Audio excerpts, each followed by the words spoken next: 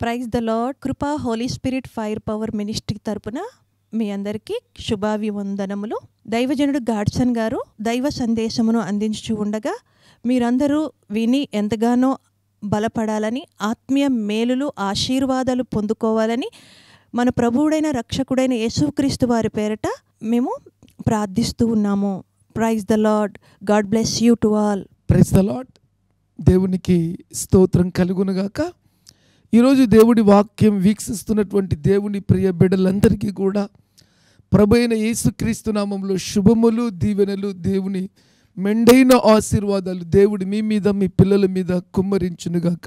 Amen. ప్రియ దేవుడి బిడ్డలారా, ఈరోజు ఒక ప్రత్యేకమైనటువంటి వర్తమానాన్ని పరిశుద్ధాత్మ దేవుడు మీ ఎదుట పెట్టాడు. ప్రియ దేవుని బిడ్డలారా, ఇలాంటి దేవుని వాక్యములు. ఈరోజు వర్తమానం హెడ్డింగ్ పరిశుద్ధాత్మతో ప్రార్థన చేయటం ఎలా. పరిశుద్ధాత్మతో ప్రార్థన చేయడం ఎలా? అయితే ఇప్పుడు దేవుని బిడ్డలారా, పరిశుద్ధాత్మతో ప్రార్థన చేయడం ఎలా? పరిశుద్ధాత్మతో ఎవరు ప్రార్థన చేయగలరు?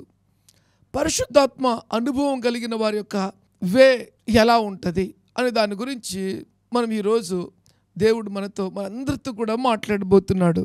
యూదా పత్రిక 20వ వచనం 21వ వచనాన్ని మనము జ్ఞాపకం చేసుకుని దేవుడి వాక్యంలోకి వెళ్దాం. ప్రియులారా, మీరు విశ్వసించే అతి పరిశుద్ధమైన దాని మీద మిమ్మల్ని మీరు కట్టుకొనొచ్చు.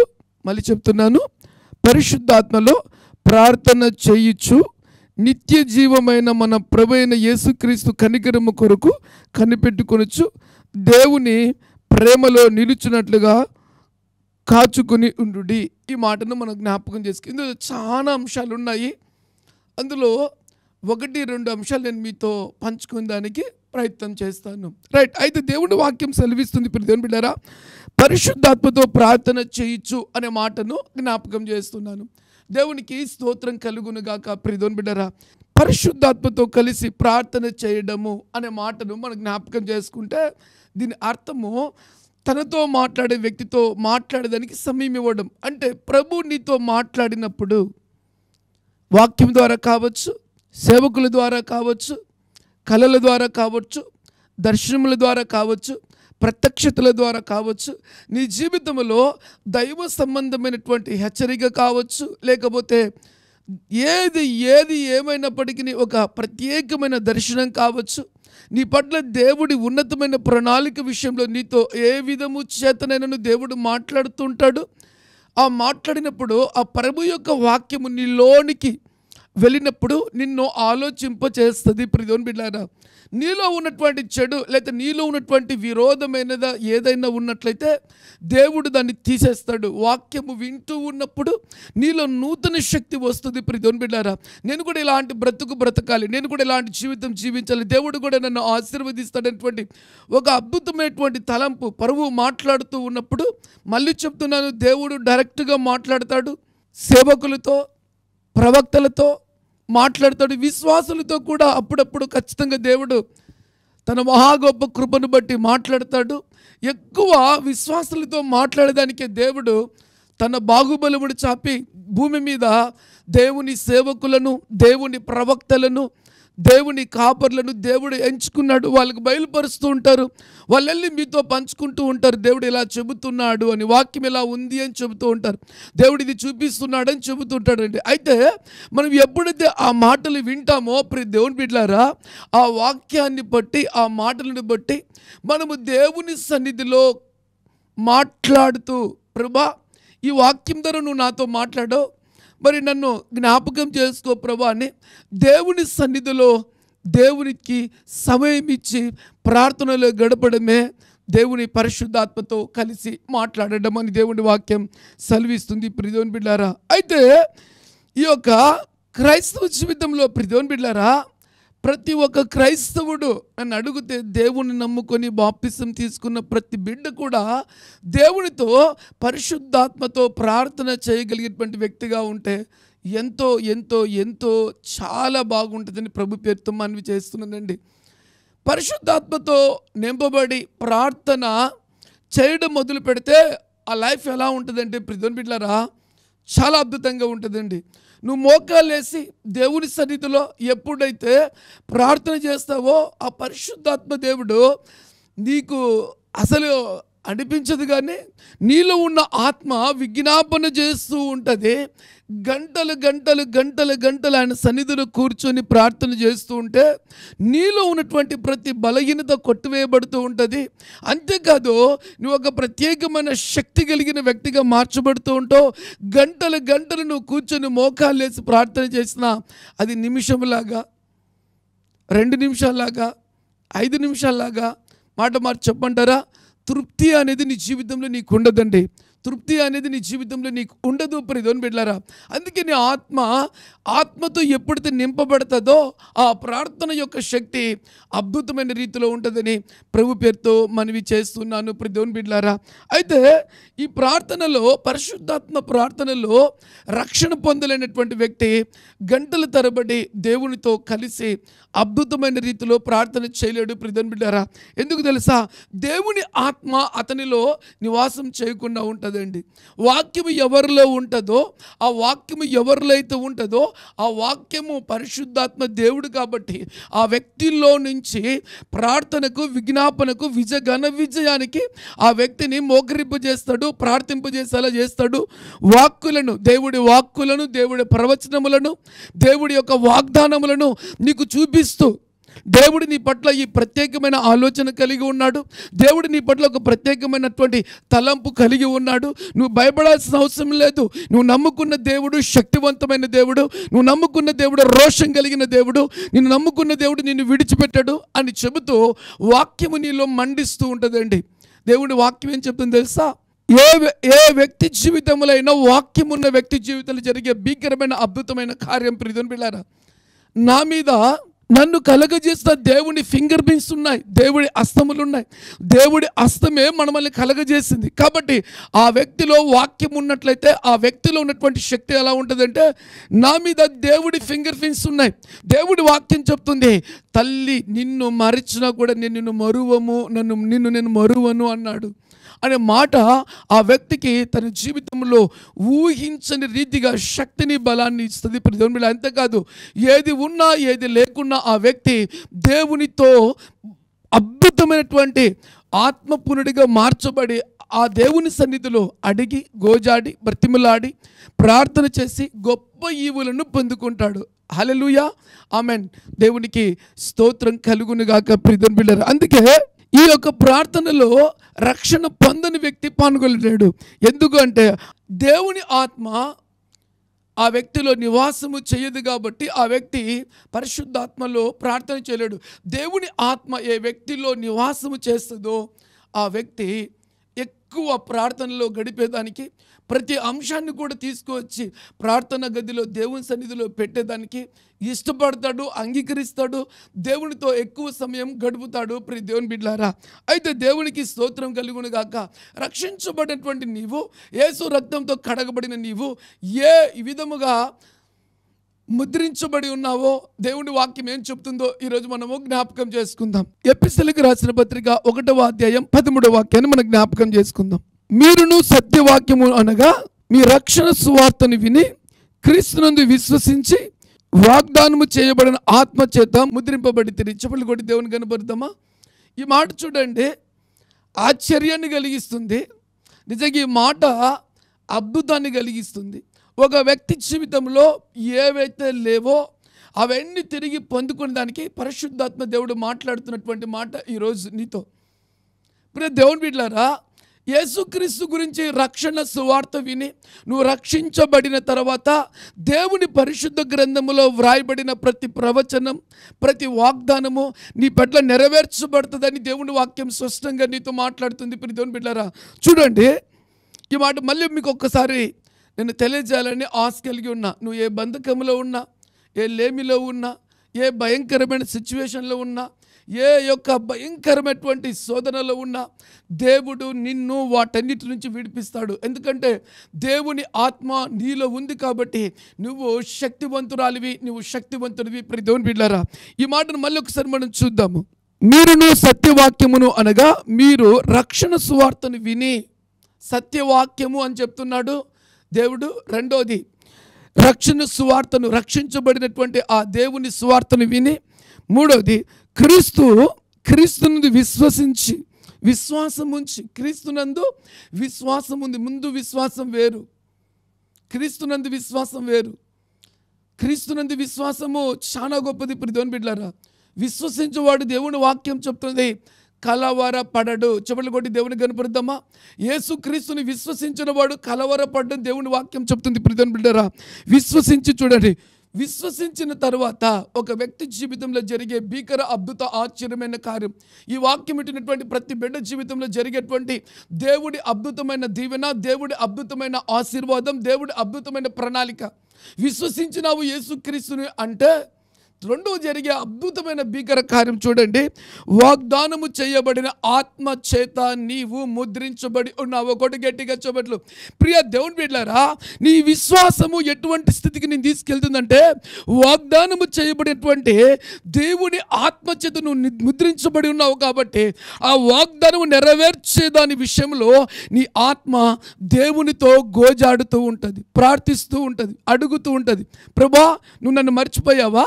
ప్రభా, నిన్ను ఒకసారి జ్ఞాపకం చేసుకో అని ఆత్మ దేవునితో కనెక్ట్ అవుతూ ఉంటుందండి.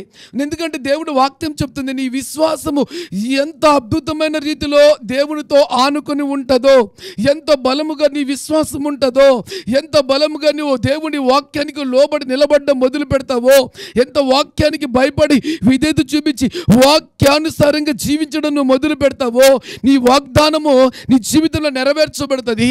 విశ్వాసం స్ట్రాంగ్గా ఉంటుంది.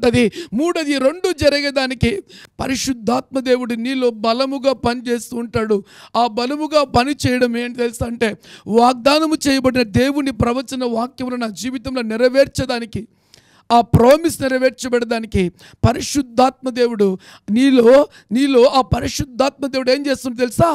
ఏడుస్తూ దేవుని పాదాలను పట్టుకుంటూ ఉంటాడు, ముద్రించబడి. చూడండి, ఈ మాట మరొకసారి నేను చెప్తాను, ఈ చివరి మాట. వాగ్దానము చేయబడిన ఆత్మ చేత ముద్రింపబడితిరి. ఎందుకు ఈ విజ్ఞాపన? పరిశుద్ధాత్మతో ప్రార్థన ఏంటంటే, వాగ్దానము చేయబడిన ఆత్మ చేత మీరు ముద్రించబడితిరి. ఈ మాట ఒకసారి మనం జీవితంలో అండర్లైన్ చేసుకుంటే, మనము సామాన్యమైన వ్యక్తులము కానే కాదు, దేవుని ఆత్మ చేత ముద్రింపబడిన వ్యక్తులము. దేవుని ఆత్మ చేత ముద్రింపబడిన వ్యక్తులము అని దేవుని వాక్యం స్పష్టంగా సెలవిస్తుంది. దేవుని బిడ్డలారా, రక్షించబడిన వ్యక్తి జీవితంలో జరిగే భీకరమైనటువంటి కార్యము అని ప్రభు పేరుతో మనవి చేస్తున్నాను. రైట్. అయితే ఈ పరిశుద్ధాత్మ ప్రార్థనతో ఒక వ్యక్తి అద్భుతమైన రీతిలో దేవుడి ప్రవచన వాగ్దానములను, దేవుడి ఆ వ్యక్తి పట్ల ఉన్న ఉన్నతమైన ప్రణాళికను, దేవుడి కోరికలను అన్నీ తెలుసుకోవాలి అంటే ఆత్మ బలముగా పనిచేయాలి. దేవుని బిడ్డారా, అయితే అనేక మంది జీవితాలలో ఆత్మ పనిచేయదండి. మాట మార్చి చెబుతున్న, ఆత్మ పనిచేయదు. ఎందుకు పనిచేయదు? పరిశుద్ధాత్మతో ప్రార్థన చేయలేరు, గంట ప్రార్థనలో కూర్చోలేరు, 10 నిమిషాలు కూడా ప్రార్థనలో కూర్చోలేరు, 5 నిమిషాలు కూడా ప్రార్థనలో కూర్చోలేరు, వారు ఉపవాస ప్రార్థనలు అస్సలు కూర్చోరు. వాక్యము వినినట్లుగా వాళ్ళు ఉంటారు. సో నిజంగా ఈరోజు వాక్యం వింటున్నావు కదా, ఈ పరిశుద్ధాత్మ అనుభవం నాకు ఈ ప్రభు అని అడగలేరు. దేవుడి ఆత్మచేత ముద్రించబడినారు అన్న మాట సత్యము ఒక చెవులో ఇంకో చెవులో వదిలేస్తుంటారు. ఇలాంటివి దేవుడి యొక్క ప్రణాళికలో నెరవేర్చబడవు. దేవుని బిడ్డలారా, ఎవరైతే సిలువ వేయబడ్డ క్రీస్తుని హృదయములో చేర్చుకుంటారో, విశ్వసిస్తారో, నమ్ముతారో, నమ్మిన తర్వాత దేవుని వాక్యం చెప్తుంది, వారిలో పరిశుద్ధాత్మ దేవుని వాక్యము విశ్వాసము ద్వారా లోపల హృదయంలో చేర్చుకున్నారు కాబట్టి ఆ విశ్వాసము ద్వారా వాక్యం పనిచేయడం మొదలు పెడుతుంది. అయితే ఇందాక చెప్పాను కదా, చాలామంది పరిశుద్ధాత్మలో ప్రార్థన చేయలేరు అని. రైట్. ఎందుకు చేయలేరు చెప్పమంటారా? దేవుని బిడ్డలారా, నీలో ఉన్న పరిశుద్ధాత్మ, రక్షించబడిన ప్రతి వ్యక్తిలో పరిశుద్ధాత్మ దేవుడు దిగి వస్తాడండి. పాపాన్ని గూర్చి, నీతిని గూర్చి ఒప్పింపజేస్తాడు. ఆ వ్యక్తి యొక్క జీవితాన్ని పరిశుద్ధాత్మ దేవుడు ఒక దీవెనకరమైన, వెలుగుకరమైన దేవుడితో నడిచేదానికి ఆ వ్యక్తిని పరిశుద్ధాత్మ దేవుడు ఒక నూతన పురుషుడిగా మారుస్తాడు. చెప్పలు కూడా దేవుని కనపరుద్దామా?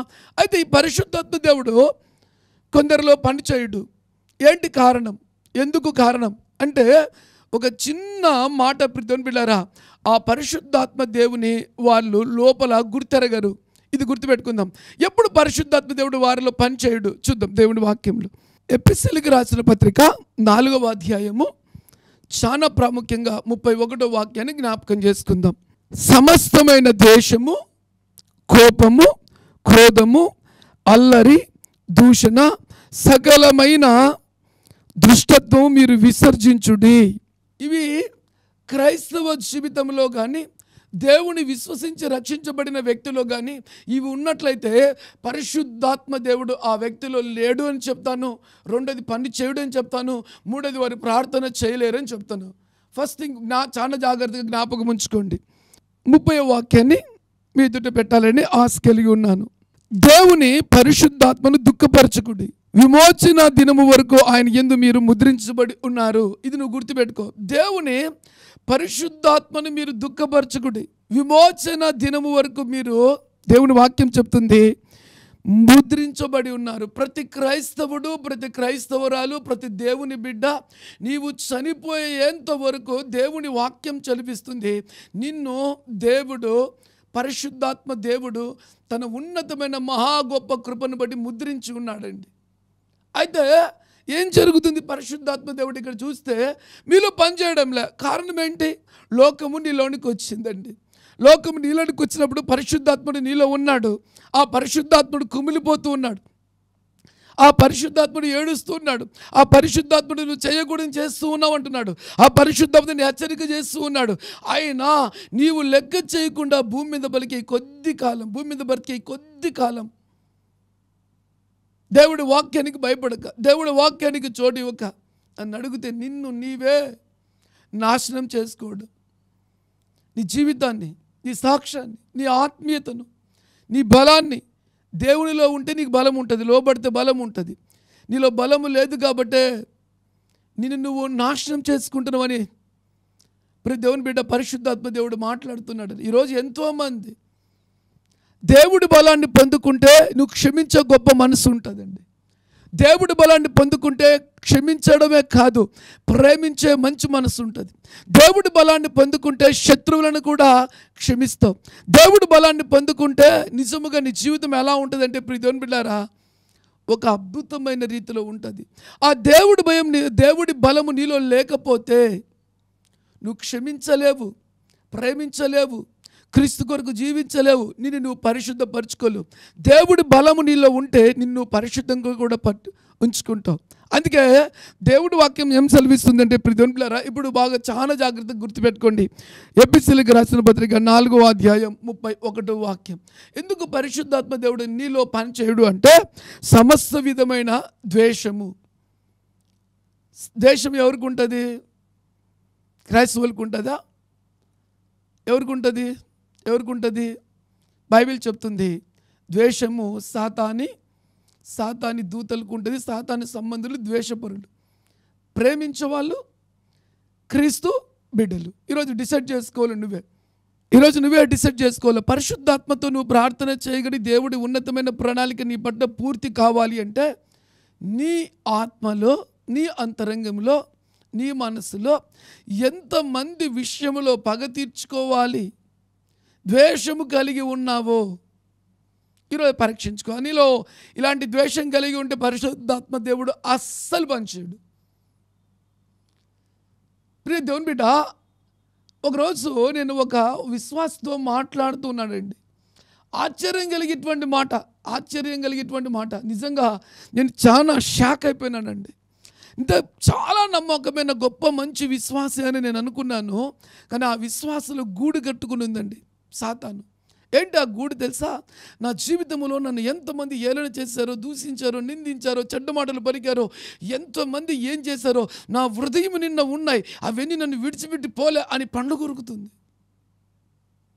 చివరికి నీవేం మాట్లాడినావు కూడా తెలుసు నా సేవకుని గురించి. సేవకుడు కఠినంగా మాట్లాడినా, గద్దించినా, తన సొంత బిడ్డగా ప్రేమించి దైవజనుడు వారి లోకములో పడిపోకుండా సరిచేసి పరలోకములో చూడాలని ఆత్మను దేవుడు ఆ వ్యక్తికి అప్పగిస్తే సేవకుడి విషయంలో కూడా అంటుంది పండ్లు కొరుకుతూ, నాకు అన్నీ తెలుసు, నేను అన్ని మనసులో పెట్టుకున్నా. తెలుసా, నువ్వు ఎప్పుడైతే ద్వేషాన్ని నువ్వు హృదయంలో దాచిపెట్టుకుంటావో, ద్వేషం ఎవరికి ఉంటుంది తెలుసా? విషం లాంటిది, సర్పానికి ఉంటుంది ద్వేషం. ఈరోజు వాక్యం ఏంటినా, నువ్వు ఎవరో పరీక్షించుకో మరి చూద్దాం. ఎంతమంది విషయంలో ద్వేషం ఉంది, విషం కక్కేదానికి సిద్ధపాటు కలిగిన వ్యక్తిగా నువ్వు ఉన్నావు.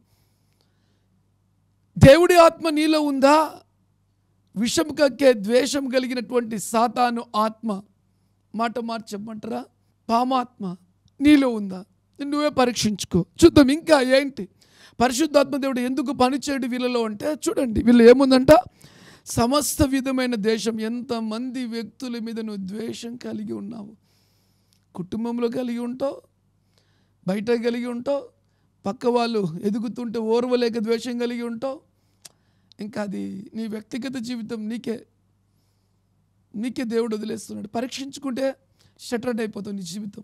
పరిశుద్ధాత్మ దేవుడు నీతో బలముగా పనిచేస్తాడు. ఇప్పుడు దేవుని బిడ్డ రెండో మాట చూద్దామా, సమస్తమైన ద్వేషము. రెండోది కోపం.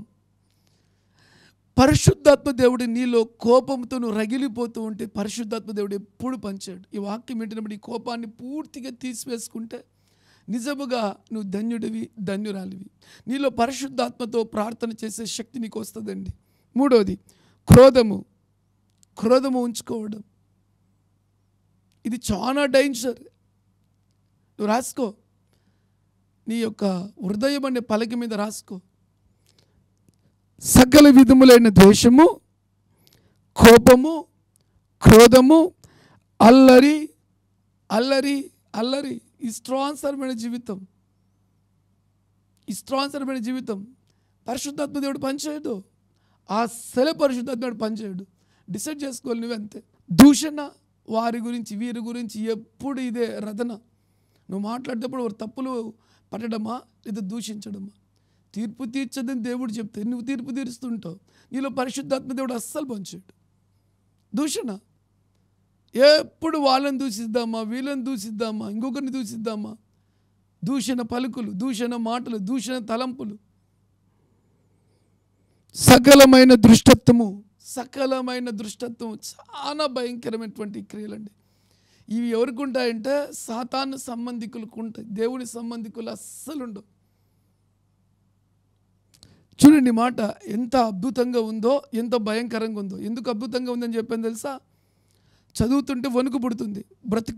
బ్రతికిన కాలం అంతా కూడా ఇలాంటి బ్రతుకు నాకు వద్దు ప్రభా, ఇందులో రాసి పెట్టావు నా కోసం, నన్ను ముద్రించినావు కాబట్టి అనే విధంగా తెలివి బుద్ధి కలిగిన వాళ్ళు ధైర్యం కలిగి జాగ్రత్త పడతారు. భయంకరంగా ఉందంటే దేవుడి మాట లెక్క చేయకుండా పోతే ఆ వ్యక్తి జీవితం అంత భయంకరంగా ఉంటుంది. ఎందుకంటే సాక్ష్యం ఉండదు, పరలోకం ఉండదు, ఆత్మీయంగా ఆ వ్యక్తి కట్టబడడు కాబట్టి బాధా భయం అనిపిస్తుంది. చూడండి, సకలమైన దుష్టత్వం మీరు విసర్జించుడి. ఇవన్నీ కూడా డిలీట్ బాక్స్లో వేయాలి.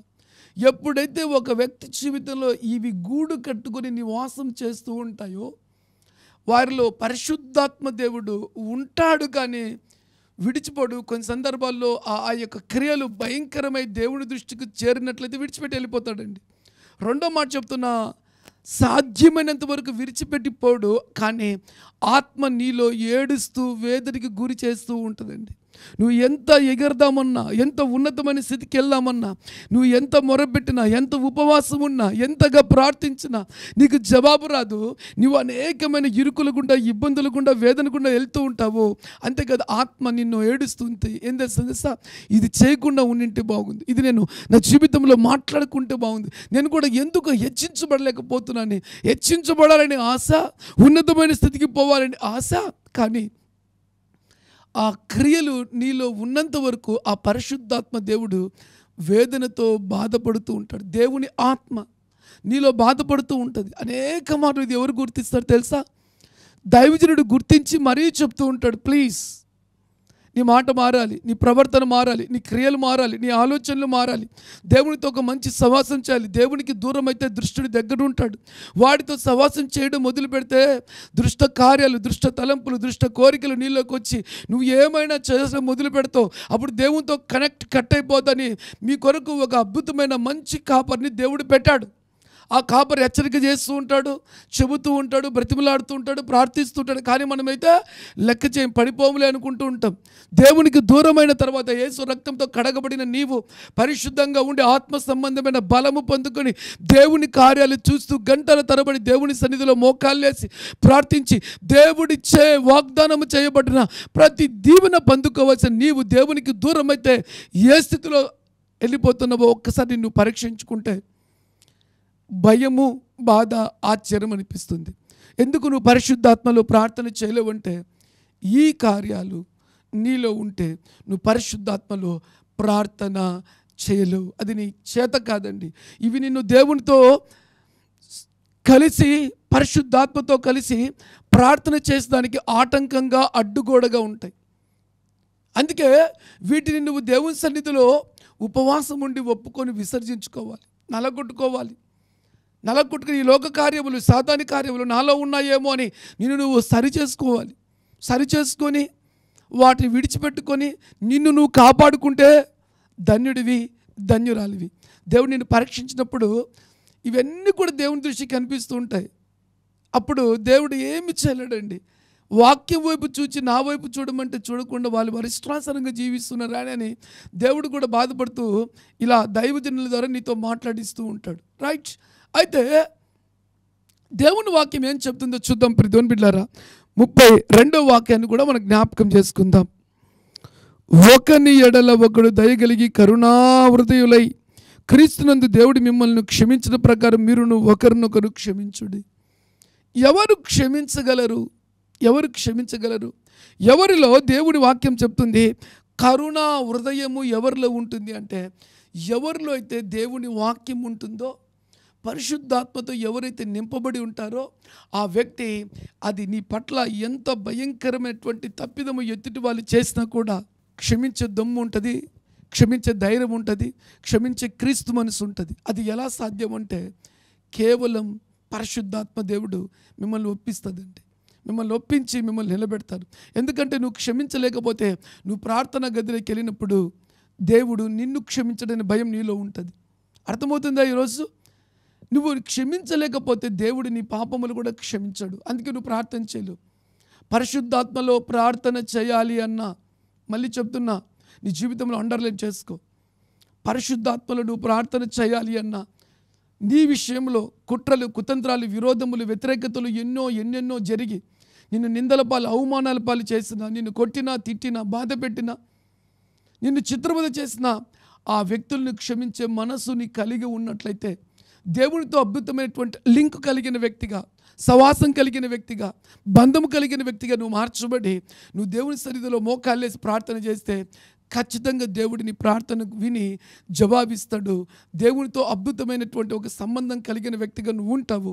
దేవుడి ప్రణాళిక నీ పట్ల పూర్తవుతుందని ప్రభు పేరుతో మనవి చేస్తున్నాను. దేవుని బిడ్డలారా, చాలా ప్రాముఖ్యమైన విషయాలు ఒక 2-3 జీవితకాలం అంతా గుర్తుపెట్టుకున్నట్టుగా మీతో మాట్లాడాలని ఆశ కలిగి ఉన్నాను. దేవుని బిడ్డలారా, మనము ఎప్పుడైతే పరిశుద్ధాత్మకు లోబడి ప్రార్థన చేయడం మొదలు పెడతామో, మనము మళ్ళీ చెప్తున్నా, ఎప్పుడైతే పరిశుద్ధాత్మకు లోబడి ప్రార్థన చేయడం మొదలు పెడతామో మనలో ఆత్మీయమైన గర్వము చచ్చిపోతుంది. అది పాపాలకు తల్లి. బీ కేర్ఫుల్ దేవుని బిడ్డలారా, ఆత్మీయమైన గర్వము చాలా డేంజర్. అందుకే నువ్వు ఎప్పుడైతే పరిశుద్ధాత్మలో కలిసి ప్రార్థన చేయడం మొదలు పెడతావో, నేనే పాటి దాన్ని ప్రభువా అంటూ నిన్ను దేవునితో అంటుకట్టబడుతూ ఉంటావండి. ఈ ఆత్మీయమైన గర్వం నీలో లేకుండా ఉండాలి అంటే నువ్వు పరిశుద్ధాత్మతో నింపబడి ప్రార్థన చేస్తేనే దేవుని సన్నిధిలో ఒక శక్తివంతమైన వ్యక్తిగా నువ్వు మార్చబడతావు. మర్చిపోద్దు దేవుని బిడ్డలారా. ఇంకొక మాట కూడా నేను మీతో పంచుకోవాలని ఆశ కలిగి ఉన్నానండి. జవాబు దొరకని అనేకమైన ప్రార్థనలకు కారణము ఇదే. అర్థమవుతుంది దేవుని బిడ్డలారా? జవాబు దొరకని అనేకమైన ప్రార్థనలకు కారణం ఏంటి అంటే పరిశుద్ధాత్మతో కనెక్ట్ లేకపోవడమే. రెండోది, మనం అనేక మార్లు ఎంతగానో ఏడుస్తూ దేవుని సన్నిధిలో ప్రార్థన చేస్తాము. ప్రార్థన అయిపోయిన తర్వాత సమాధానాన్ని, ధైర్యాన్ని, నిరీక్షణను పొందుకోలేకపోతున్నాం. కారణం ఏంటంటే కరెక్ట్ లేదు. మన వ్యక్తిగత జీవితం ఎప్పుడైతే కరెక్ట్గా ఉండదో దేవునితో కనెక్షన్ కూడా కరెక్ట్గా ఉండదు. అందుకే మనము ఎంత ప్రార్థన చేసినా కూడా నమ్మకం ఉండదు, విశ్వాసం ఉండదు, ధైర్యం ఉండదు. మళ్ళీ చెప్తున్నా, నమ్మకం ఉండదు, విశ్వాసం ఉండదు, ధైర్యం ఉండదు. అదే మనం సరి చేసుకొని ఆయన సన్నిధిలో మోకాలు వేస్తే ధైర్యం ఉంటుంది, నిరీక్షణ ఉంటుంది, విశ్వాసం ఉంటుంది. అంతేకాదు మన బలము మన శక్తికి మించిన బలముగా ఉంటుంది. చివరి కొట్టి దేవుని కనపరుద్దామా? ఈరోజు మనం సరి చేసుకుందాం దేవుని సన్నిధిలో. ప్రార్థన. మహాపరిశుద్ధుడా, ప్రేమ కలిగిన తండ్రి, గొప్ప దేవా, నీకు వెలకట్టలేని కృతజ్ఞతాస్తుతులను, స్తోత్రాలను, వందనాలు చెల్లిస్తున్నా. ఈ దినమున వాక్యం విన్న ప్రతి బిడ్డ మీదకి నీ పరిశుద్ధాత్మను కుమ్మరించిన ఆయన, విజ్ఞాపన చేసే ఆత్మతో ప్రతి బిడ్డను నింపునా తండ్రి. అంతేకాదు పరిశుద్ధాత్మ తండ్రి ఒక్కొక్కరి మీద దిగి వాలగా వాళ్ళు రగిలించబడుదురుగా కానీ ప్రార్థన చేస్తున్నా. మరి ముఖ్యంగా వారిలో పరిశుద్ధాత్మ దేవుడు పని చేయకుండా ఉన్నట్టుకు వాళ్ళలో నా దేవునికి విరోధమైనటువంటి కార్యములు అవి ఏవి ఉన్నప్పటికీ కూడా నాయన వాటినన్నిటినీ అగ్నితో కాల్చివేయమని ప్రార్థన చేస్తున్నా. క్షమించలేని తనం, ద్వేషం, పగ, కపటము తండ్రి, దుష్ట కార్యములు, చెడు తలంపులు, చెడు కోరికలు, చెడు ఆలోచనలు నా తండ్రి అవి ఎటువంటివైనప్పటికీ కూడా యేసయ్య నీ అమూల్యమైన రక్తముతో కడగండి, పరిశుద్ధపరచండి. నీ బిడ్డ మోకాలేసి దేవునితో నాయన వాక్యం ఎత్తుపట్టుకుని ప్రార్థన చేస్తుండగా తండ్రి వాగ్దానము చేయబడిన దేవుని ఆత్మతో ముద్రింపబడిన ప్రతి బిడ్డ జీవితంలో బలమైన దేవుని భీకర కార్యములు ప్రతి బిడ్డలు కూడా జరిపించండి. వాక్యం ఇచ్చినటువంటి ప్రతి బిడ్డ మీదకి నీ ఆత్మ దిగి రావాలయ్యా. అబ్బా తండ్రి అని మొరపెట్టే ఆత్మతో వారు నిన్ను గోజాడుదురుగాక నా తండ్రి. వారి జీవితంలో చూడనివి, వారి జీవితంలో ఊహించనివి, వారి యొక్క జీవితంలో ఇంతవరకు పొందుకోలేని గొప్ప భీకర అద్భుత ఆశ్చర్యమైన కార్యములు నజరేయుడైన యేసు నామములో వారు ప్రార్థించి దేవుని సన్నిధిలో నుంచి పొందుకుందురుగాక నాయన. బంధకాల నుంచి విడిపించబడుదురుగాక నాయన. దీన స్థితి నుంచి ఉన్నతమైన స్థితిలో నిలబెట్టుదురుగాక నాయన. అయ్యో వారి అప్పుల కోడ కొట్టివేయబడునుగాక. వ్యాధుల బాధల నుంచి విడుదల కలుగునుగాక నాయన. వరములు పొందుకుందురుగాక నా ప్రభా. దర్శనములు పొందుకుందురుగాక నాన్న. ఇదిగో ఈ వాక్యం వింటూ ప్రార్థనలో ఏకీభవిస్తుండగా నా తండ్రి పరిశుద్ధాత్మ దేవుడు బలముగా వారి మీదికి దిగి వచ్చునుగాక. వారి తప్పిదములను వారిని ఒప్పింపజేయునుగాక నాయన. వాటి నుంచి వారిని పూర్తిగా విడిపింపజేయునుగాక నాయన. వారిని పరిశుద్ధాత్మ దేవుడు అయ్యో వారితో అయ్యో అద్భుతమైన సహవాసము కలిగి వారి పట్ల ఉన్నతమైన దీవెన దేవుడు వారి మీద కుమ్మరించునుగాక నాయన. వారు ఆత్మ సంబంధమైన వ్యక్తులుగా మార్చబడుదురుగాక తండ్రి. వారి కొరకు ముద్రించిన ముద్ర యేసు నామములో తండ్రి దేవుని సన్నిధి నుంచి సకల దీవెనలు పొందుకుందురుగాక తండ్రి. ఈ వాక్యం విన్న ప్రతి బిడ్డ జీవితం దీవెన, దేవుని ఆశీర్వాదాలు, దేవుని అద్భుతములు జరుగుగాక. ముయ్యబడ్డ గర్భాలు తెరవబడు సరిగా జరుగుగాక.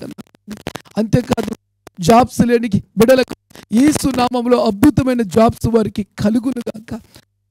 కాదు కొనుగోలు తీర్చబడునుగాక, కొరతలు తీర్చబడునుగాక తండ్రి. ఊహకు అందని రీతిలో తండ్రి గిన్నె నిండి పొంగిపోయే దీవెనలు నీ బిడ్డల మీదకి దిగివచ్చునుగాక. వారి చేతి పనులు, వ్యాపారములు, ఉద్యోగములు, పంట పొలములు యేసు నామములో దీవించబడునుగాక నాయన. కోర్టు కేసులో నీ బిడ్డల ఘన విజయం పొందుకుందురుగాక. నీ బిడ్డలకు విరోధముగా లేచిన అపవాది శక్తి యేసు నామములో పోవునుగాక నాయన. నీ బిడ్డలను పిలుచుకున్నావు, ఎంచుకున్నావు, ఏర్పరచుకున్నావు. లోక సంబంధమైన వాటన్నిటిని నీ బిడ్డలు విడిపించిన ఆయన. వాటిని త్రోసివేసి ఆత్మ సంబంధమైన పరలోక సంబంధమైన క్రీస్తు బిడ్డలుగా నీ బిడ్డలను స్థాపించి నీ బిడ్డల సాక్ష్యం ద్వారా నీ బిడ్డల ద్వారా నీవు మాత్రమే మహిమ పొందమని యేసు పేరుతో ప్రార్థించి దీవెనలను పొందియున్నాము తండ్రి. ఆమెన్. God bless you. దేవుడు మిమ్మల్ని అందరినీ దీవించునుగాక. ఆమెన్.